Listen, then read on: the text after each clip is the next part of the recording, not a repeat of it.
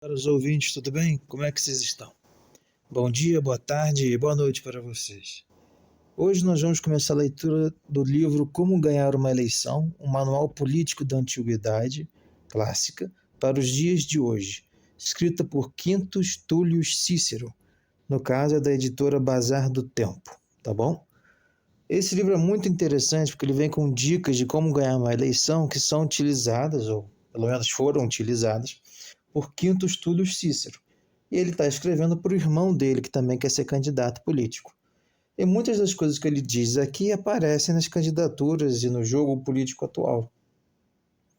Então vamos passar aqui para a introdução, para começarmos a nossa leitura.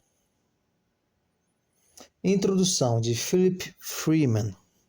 No outono de 64 a.C., Marcus Tullius Cícero, o maior orador que a Roma antiga produziu, estava concorrendo a cônsul, o cargo mais alto na República Romana. Ele tinha 42 anos e era filho de um rico negociante da pequena cidade de Arpinum, ao sul de Roma. Seu pai tinha providenciado para que Marcos e seu irmão mais moço, Quintus, recebessem a melhor educação possível e tinha até mandado os rapazes para a Grécia para estudar com os mais notáveis filósofos e oradores da época. Marcos era um orador talentoso e possuía uma inteligência brilhante, à altura da sua língua de ouro. O que lhe faltava era a vantagem de um berço nobre. A sociedade da Roma antiga era altamente classista e considerava homens como Marcos Cícero inadequados para presidir a república. Ele estava determinado a provar que estavam enganados. O jovem Marcos tinha completado um ano rotineiro no serviço militar sob o comando do seu pai, sob o comando do pai do futuro general romano Pompeu, o Grande, que um dia iria defender o Estado contra Júlio César. Este Pompeu mais jovem se tornou patrono de Marcos e o ajudou em sua subsequente carreira política. Aos 25 anos, Marcos venceu sua primeira causa no tribunal romano, defendendo um homem bem relacionado de acusações de assassinato. Sua reputação cresceu nos anos seguintes, conforme ele representou com sucesso muitos homens importantes, vitórias que também o ajudaram a galgar posições políticas na República. Ele já tinha servido admiravelmente nos cargos prestigiados, mas de segunda linha, de questor e pretor. Entretanto, nenhum homem fora das famílias nobres havia sido eleito cônsul em 30 anos, tornando improvável a conquista deste objetivo por parte de Marcos. No entanto, em 64 a.C., os outros candidatos a cônsul, mais notadamente Antônios, conhecido como Híbrida, e Catilina, eram tão repulsivos que alguns dos membros da nobreza taparam o nariz e apoiaram Marcos Cícero. Ainda assim, a ideia de que um forasteiro vindo de uma cidade pequena se tornar um dos dois cônsules a governar a velha república, a liderar milhões sobre as terras mediterrâneas, era demais para muitas das famílias de sangue azul. Marcos teria que enfrentar uma campanha longa e difícil se quisesse vencer. A essa altura, Quintus, o mais prático, decidiu que seu irmão mais velho precisava de conselho. Quintus era 4 anos mais moço do que Marcos. Tinha um temperamento fogoso e, às vezes, cruel. Embora ofuscado por seu irmão mais velho, ele era ferozmente leal a Marcos e reconhecia que o sucesso do irmão iria abrir caminho para sua própria fama e fortuna. Ele tinha até se casado com a obstinada Pompeia, irmã do melhor amigo de Marcos, Áticos, e tinha tido um filho com ela 2 anos antes, embora o casamento fosse sempre instável. Como a campanha para cônsul estava começando, Quintus escreveu um curto panfleto para Marcos sobre a campanha eleitoral na forma de uma carta. O resultado é um texto pouco conhecido que, de alguma forma, sobreviveu por séculos e que se chama em latim Commentariolum Petitionis. Ficou engraçado esse Petitionis. Eu não sei como é que se pronuncia isso em latim, petitionis, pode ser petitionis. Não deve ser Petitione, né? Alguns especialistas em literatura romana duvidam que Quintus tenha escrito o texto, acreditando que foi outro contemporâneo ou talvez um romano do século seguinte. Outros concordam que Quintus tenha sido o mesmo autor. O que importa, no entanto, não é a identidade do autor, mas o que ele diz. O autor era claramente alguém que conhecia intimamente a política romana do século I a.C. e que possuía uma noção aguçada de como se ganham eleições em qualquer época.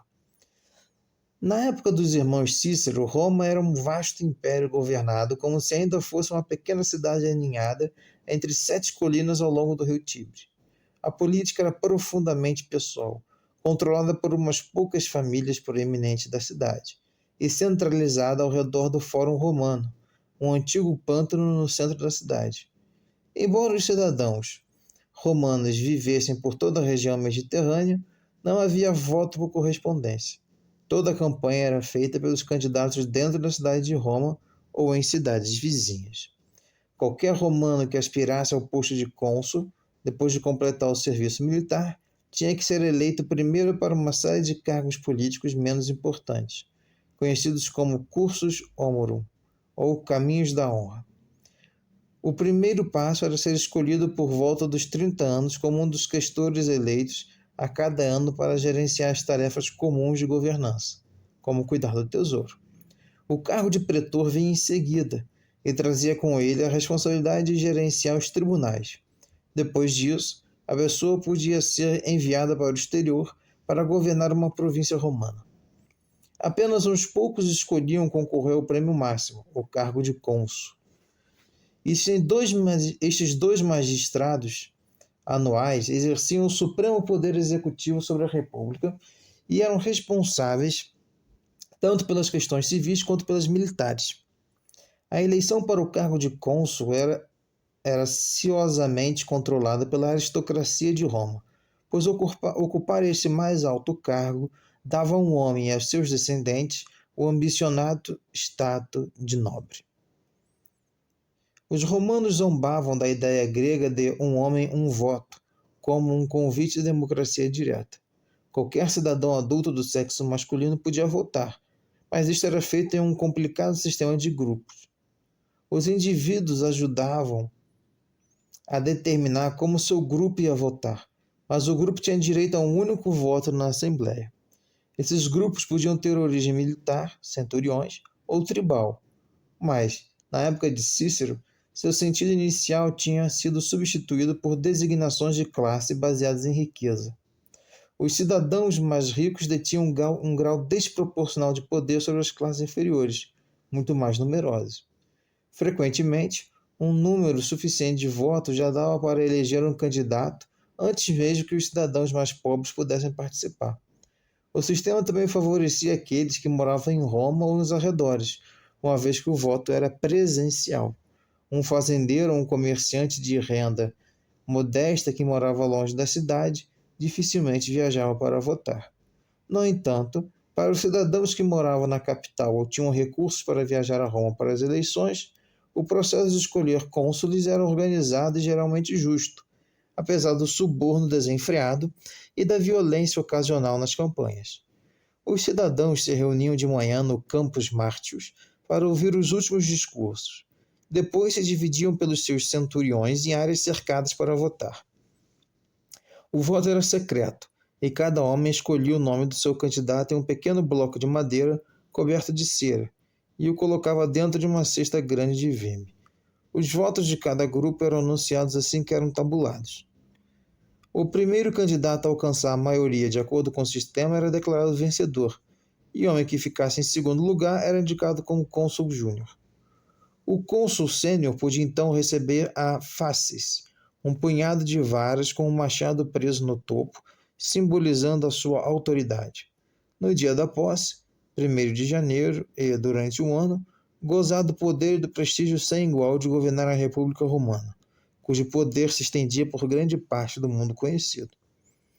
Compreender os fundamentos do sistema eleitoral romano no século I é útil para apreciar o conselho que Marcos Cícero recebe nesta carta. Mas o verdadeiro prazer para a maioria dos leitores modernos é o seu conselho descaradamente pragmático sobre como manipular eleitores e vencer eleições. Como O Príncipe de Maquiavel, este pequeno tratado oferece aconselhamento atemporal e prático para aqueles que aspiram ao poder. Idealismo e ingenuidade são deixadas de lado quando Quintus diz a seu irmão e a todos nós como funciona realmente o processo brutal de uma campanha de sucesso. A carta está cheia de conselhos valiosos para os candidatos modernos, mas a seguir estão aquelas que são verdadeiras pérolas. Número 1. Certifique-se de que você tem apoio de sua família e de seus amigos. A lealdade começa em casa. Se sua esposa e filhos não o estiverem apoiando, não só será difícil vencer, mas isso causará má impressão aos eleitores. E como Quintus avisa ao irmão, os boatos mais destrutivos a respeito de um candidato começam entre aqueles que estão mais próximos dele. 2. Cerque-se das pessoas certas. Reúna um grupo talentoso de colaboradores em quem possa confiar. Você não pode estar em toda parte ao mesmo tempo, então procure aqueles que irão representá-lo como se eles próprios estivessem tentando ser eleitos. Número 3. Cobre todos os favores. É hora de delicadamente, ou não tão delicadamente, lembrar a todo mundo que você ajudou que agora eles são seus devedores. Se alguém não dever nenhuma obrigação a você, desde que saibam que o apoio deles agora colocará você em débito para com eles no futuro, e, depois de eleito, estará em condições de ajudá-los quando precisarem. 4. Construa uma ampla base de apoio.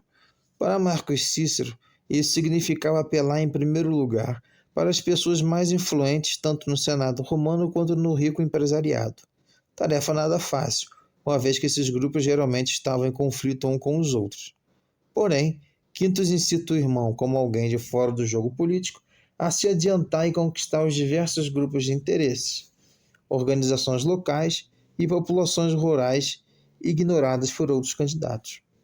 Jovens eleitores também devem ser cortejados, juntos com quaisquer outros que possam ser úteis.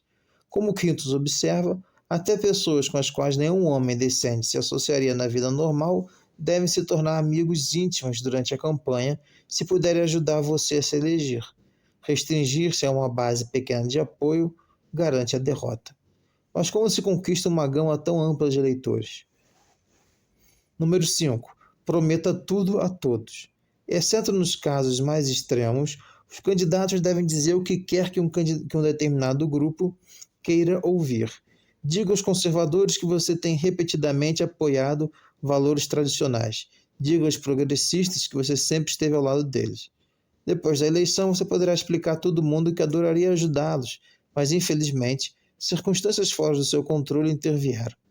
Quintus garante ao irmão que os eleitores ficarão muito mais zangados se ele se recusar a prometer aquilo que eles desejam do que se ele recuar mais tarde. Número 6. A habilidade de comunicação é vital. Na Roma Antiga, a arte de falar em público era estudada diligentemente por todos os homens com aspirações políticas. Apesar das novas e variadas formas de mídia hoje em dia, um mau comunicador ainda tem poucas chances de vencer uma eleição. 7. Não saia da cidade. Na época de Marcos Cícero, isso significava permanecer perto de Roma. Para os políticos modernos, era estar no lugar certo fazendo campanha corpo a corpo com eleitores chaves. Não existe dia livre para um candidato sério. Você pode tirar férias depois que vencer. Número 8. Conheça as fraquezas dos seus oponentes e as explore. Assim como Quintus examina bem de perto aqueles que estão concorrendo com seu irmão, todos os candidatos deviam fazer um levantamento honesto, tanto das vulnerabilidades quanto dos pontos fortes de seus rivais. Candidatos vencedores fazem o possível para distrair os eleitores de quaisquer aspectos positivos que seus oponentes possuam, enfatizando os aspectos negativos. Boatos de corrupção são matéria-prima de primeira qualidade. Escândalos sexuais são ainda melhores. Número 9. Puxem o saco dos eleitores abertamente.